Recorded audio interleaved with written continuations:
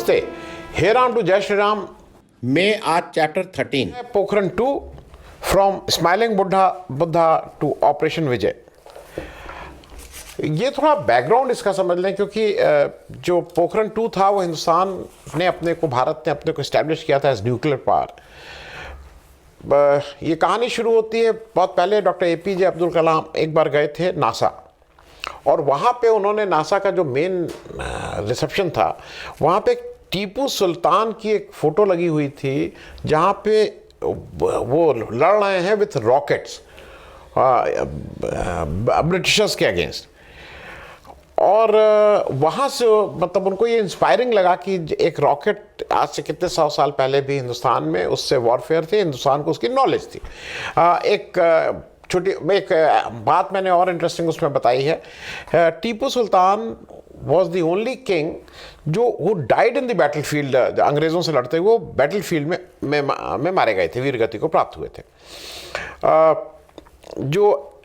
अच्छा, अब थोड़ा इसका एटम बम और ये न्यूक्लियर वॉर और इसका न्यूक्लियर उसका थोड़ा बैकग्राउंड भी समझ लें, वो मैंने इसमें बताया है। जो अमेरिका ने जो एटम बम जो यूज़ किया था उसका नाम प्रोजेक्ट मैनहट्टन था।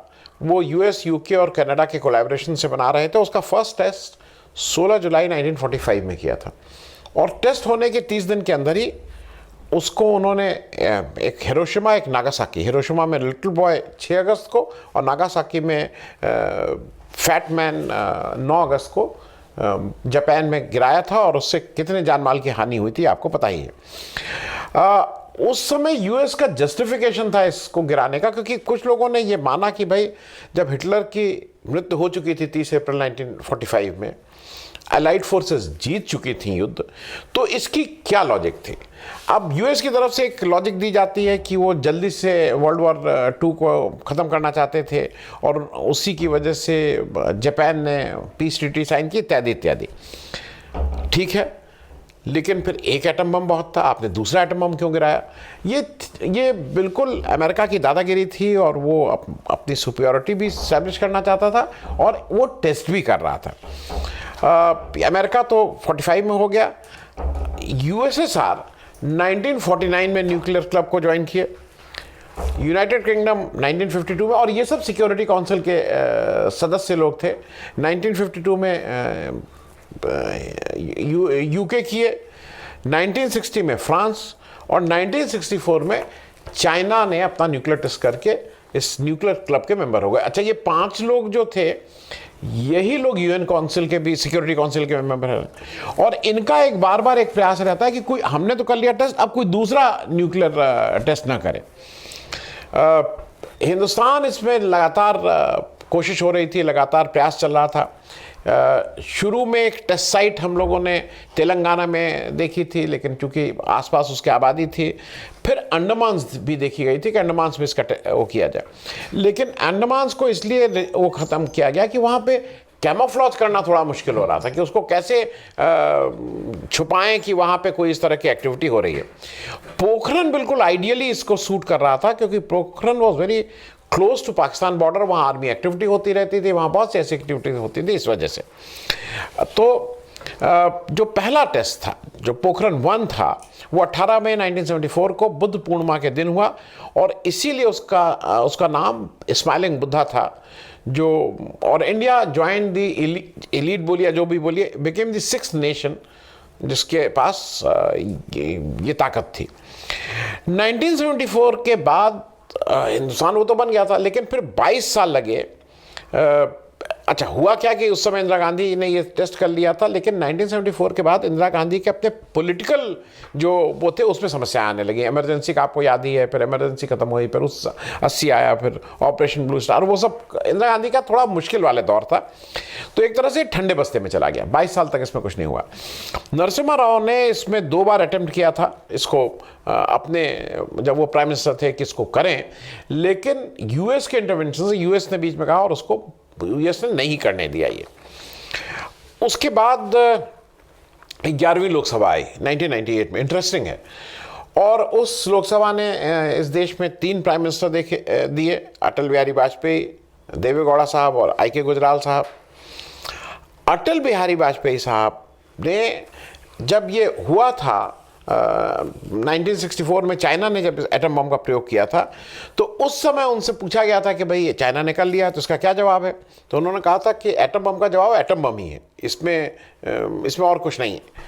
और जब इंदिरा गांधी ने 1974 में पहला पोखरण 1 जब टेस्ट किया था, तो उस समय भी अटल बिहारी वाजपेयी ने was the first person to congratulate Indira Gandhi on this। अब इस बीच क्या हो रहा था, जब ये 1998-97, तो पाकिस्तान को चाइना न्यूक्लियर की टेक्नोलॉजी दे रहा था। अब जब अटल बिहारी वाजपेयी आए, तो मीटिंग जो प्राइम मिनिस्टर की और डीआरडीओ के हेड उस समय अब्दुल कलाम साहब थे, इन लोगों की मीटिंग हुई और ये तय किया गया कि नहीं, अब हम पोखरण 2 करेंगे, अब हम लोग will test the Pokhran 2। Brijesh Mishra साहब जो principal secretary to the prime minister थे, वो इसके इंचार्ज बनाए गए। और इतने सीक्रेटली ये किया गया कि जॉर्ज फर्नांडिस जो डिफेंस मिनिस्टर थे, उनको भी ये नहीं बताया गया। केवल कैबिनेट में अटल बिहारी वाजपेयी के अलावा LK अडवाणी साहब को ये बात पता थी। इसमें एक पिक्चर भी आई थी परमाणु को, मैं ये मानता हूं कि सबसे क्लोजेस्ट टू दैट परमाणु है, उसने बहुत डिटेल में इसको किया है। और वैसे इसका नाम ऑपरेशन शक्ति था। जितने साइंटिस्ट थे और जितने इसमें इन्वॉल्व लोग थे, वो आर्मी यूनिफॉर्म में कर रहे थे। फिर कैसे ब्लाइंड स्पॉट है, ये आपको परमाणु में दिखेगा, 3 से 7 घंटे का ब्लाइंड स्पॉट रोज़ 2 बार मिलता था। फिर मई में इसको करने के जो मुख्य कारण ये थे कि मई में वहाँ पे जो अंधड़ चलता है, आंधी चलती है रेगिस्तान में, वो बहुत तेज़ होती है। जो टायर के मार्क्स हैं जो इस तरह के, वो तुरंत हट जाते हैं। एक कारण और है कि 50 डिग्री टेम्परेचर पे जो इंफ्रारेड कैमराज होते हैं, वो इसको पकड़ना थोड़ा उनके लिए मुश्किल हो जाता है। 11 मई 1998 में न्यूक्लियर टेस्ट होता है, जिसका शक्ति 1, शक्ति 2 और शक्ति 3 के नाम से। फिर 13 मई को उसका फॉलोअप 1998 में 2 दिन बाद ही शक्ति 4 और शक्ति 5 करके हम कंप्लीट कर लेते हैं कि अब हमारा टेस्ट हो गया। अब इस समय एक अब्दुल कलाम साहब एक प्रेस कॉन्फ्रेंस करते हैं, और उस समय ये कहा जाता है प्रेस में, भाई वो फॉरेन प्रेस वाले भी थे सब थे, कि भाई justification of this nuclear test Hindustan जैसे गरीब देश के लिए कैसे जस्टिफाई है कि वो इतना पैसा खर्च करे। तब अब्दुल कलाम साहब ने बहुत जस्टिफाइड वो दिया था, उन्होंने बहुत अच्छा जवाब दिया था। उन्होंने कहा था भाई देखिए ऐसा है, इंडिया हरदम अटैक में है। इंडिया जब से स्वतंत्र हुआ है, यहाँ कई लड़ाई हो चुकी हैं, हमारे जो नेबर्स हैं वो बहुत होस्टाइल हैं। फिर उन्होंने कहा कि US has never been attacked. US के जो इमीडिएट नेबर हैं उनसे उनको कोई थ्रेट नहीं है, लेकिन highest number of nuclear weapons इस समय यूएस के पास है। तो वॉज इट जस्टिफाइड? अच्छा, अब चूंकि ये यहां हो गया तो पाकिस्तान को जवाब देना, तो पाकिस्तान ने तुरंत 28 मई को चगाई 1 और 30 मई को चगाई 2 करके उन्होंने भी अपना, वो भी 7th न्यूक्लियर पावर बन गए। इसके बाद नींव पड़ी, पाकिस्तान को ये लगा कि अब मेरे पास न्यूक्लियर पावर आ गई है और अब मैं अब कुछ भी कर सकता हूं। और फिर करगिल के ऑपरेशन, जिसको हमारे यहाँ ऑपरेशन विजय, जब उसको वापस लेने की कोशिश की गई 1991 में, उसकी नींव पड़ी। इसको समझने के लिए थोड़ा ये भी समझाया है मैंने कि जो इंडिया और पाकिस्तान का बॉर्डर है वो 3233 किलोमीटर 3233 किलोमीटर्स का है।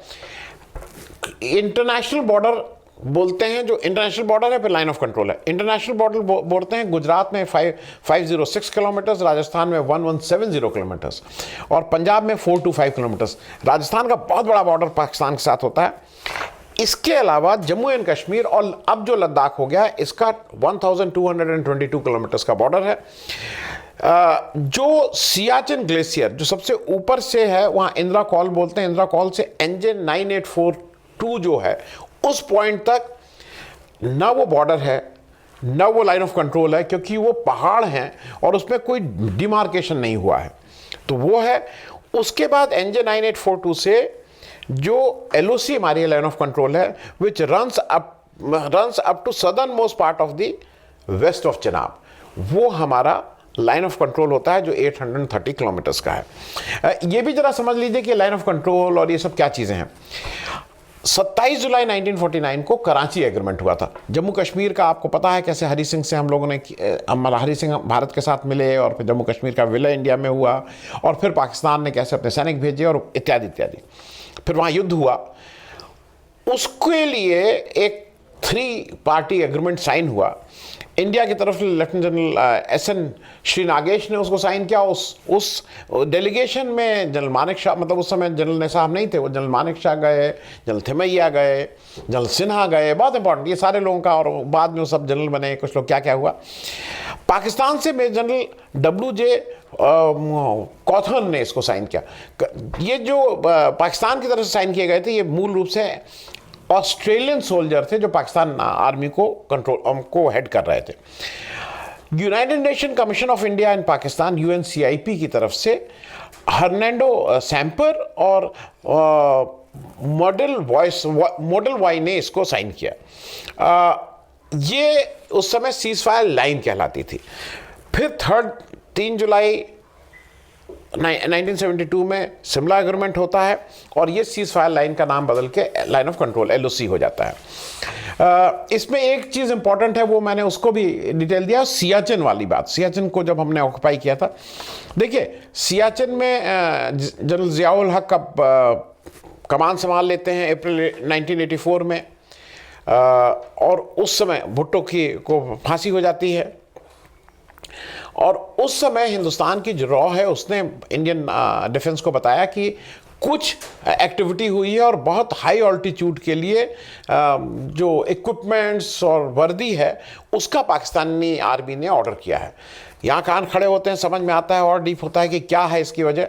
और ये पता लगता है कि 17 अप्रैल 1984 को पाकिस्तान, क्योंकि पाकिस्तान वाली साइड से सियाचिन जाना ज़्यादा आसान था, वो ऑक्यूपाई करने जा रहे हैं इसको। फिर लेफ्टिनेंट जनरल PN हून जो उस समय कमांड कर रहे थे, वो तय करते हैं कि हम इसको जल्दी मतलब प्रीएम्प्ट करेंगे। 12 अप्रैल 1984 को ये सारे इक्विपमेंट्स पहुंचते हैं, हमारे पास वो उस तरह के कपड़े नहीं थे लेकिन वो पहुंचते हैं। और 13 अप्रैल बैसाखी के दिन में ऑपरेशन मेघदूत स्टार्ट हो जाता है। हम लद्दाख स्काउट्स और 4th कुमायूं जो है वो बिलाफोंडला, सियाला और ग्यांगला को हम लोग ऑक्यूपाई करते हैं, और तब से वो हमारे पोजीशन, वो हमारे कब्जे में है। मैं एक बात अपने दर्शकों को और बता दूं कि वी पे a very high price for Siachen. बाकी मान लीजिए प्राइस इन टर्म्स ऑफ रुपया पैसा तो कुछ नहीं है, एवरेज करीब 2 इंडियन सोल्जर्स एवरी मंथ अपनी जान देते हैं 1984 से अब तक to defend this Siachen. Atal Bihari Vajpayee फिर तो यहाँ प्राइम मिनिस्टर थे और वो एक पीस इनिशिएटिव लेते हैं नवाज शरीफ के साथ। 19 फरवरी 1999 को एक लाहौर बस जर्नी वो करते हैं, लाहौर यात्रा बहुत फेमस है। उसमें वो अपने साथ देवानंद साहब को ले जाते हैं, जावेद अख्तर, शत्रुघ्न सिन्हा, कपिल देव, इस तरह के काफ़ी लोगों को ले जाते हैं। और वहाँ पे वो लाहौर डिक्लेरेशन के नाम से 21 फरवरी 1999 को वो एक लोग साइन करते हैं। उस समय जनरल मुशर्रफ उसको बाइकआउट करते हैं क्योंकि वो तो अपना कारगिल का प्लान चल रहा था। ये तो बाद में पता लगता है कि वो अपना कारगिल का चला रहे थे। नवाज शरीफ साहब का बाद में स्टैंड ये था कि मुझे तो पता ही नहीं था कि ये कारगिल का कुछ इस तरह से जनरल मुशर्रफ कर रहे हैं। लेकिन ये ज़रा मुश्किल चीज़ है क्योंकि आर्मी की तरफ से कहा गया कि प्राइम मिनिस्टर को हरदम ब्रीफ किया जाता है। अब ये एक बात है कि वो कौन सच बोल रहा है कौन नहीं बोल रहा है। एक चीज़ और यह है कि ये जरा समझ लीजिए, जो ये LOC है ना यहाँ पे, वहाँ द्रास करगिल सेक्टर में जो लोग गए उन्होंने देखा होगा बहुत हार्श है। वहाँ जाड़ों में, सर्दियों में जो 50 साल से ये था कि जो हमारी पिकेट्स थी, जो हमारे बंकर्स थे, उससे हिंदुस्तानी फौजें विड्रॉ कर लेती थी और जब गर्मी आती तो फिर वापस ऑक्यूपाई कर लेती थी। लेकिन 1998-1999 के विंटर्स में जो ये 100 किलोमीटर का स्ट्रेच था जिसमें हमारे 132 पॉइंट्स बंकर्स थे, वो पाकिस्तानी आर्मी ने आके इस पे कब्जा करने का तय किया। अब एक चीज़ और इम्पॉर्टेंट यहाँ है कि ये क्यों और क्या, इसके टाइम को जरा समझने की कोशिश करिएगा। 17 अप्रैल 1999 को अटल बिहारी वाजपेयी की सरकार गिर जाती है। वो फेमस, आपको अगर याद हो, 270-269 एक वोट से सरकार गिर जाती है।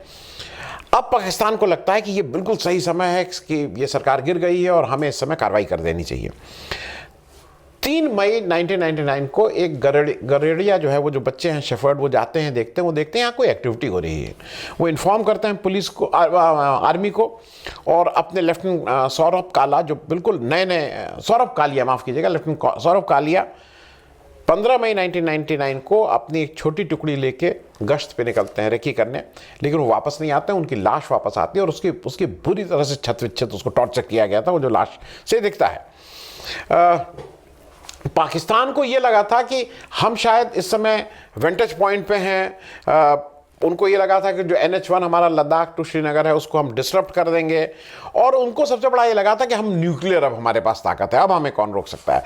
लेकिन वो एक चीज़ भूल गए थे कि US ने वियतनाम और नॉर्थ कोरिया में मुंह की खाई थी, वो एक बार यूज़ कर चुका था, लेकिन न्यूक्लियर पावर का यूज़ नहीं होता है करीब करीब।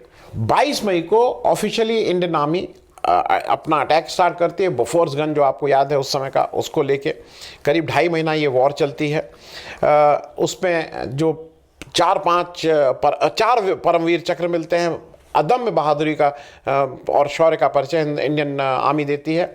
कैप्टन विक्रम बत्रा, कैप्टन मनोज पांडे, हवलदार संजय कुमार, नायब सूबेदार योगेंद्र सिंह यादव, ये लोगों को परमवीर चक्र मिलता है, 2 को पोस्थुमस, 2 को लिविंग।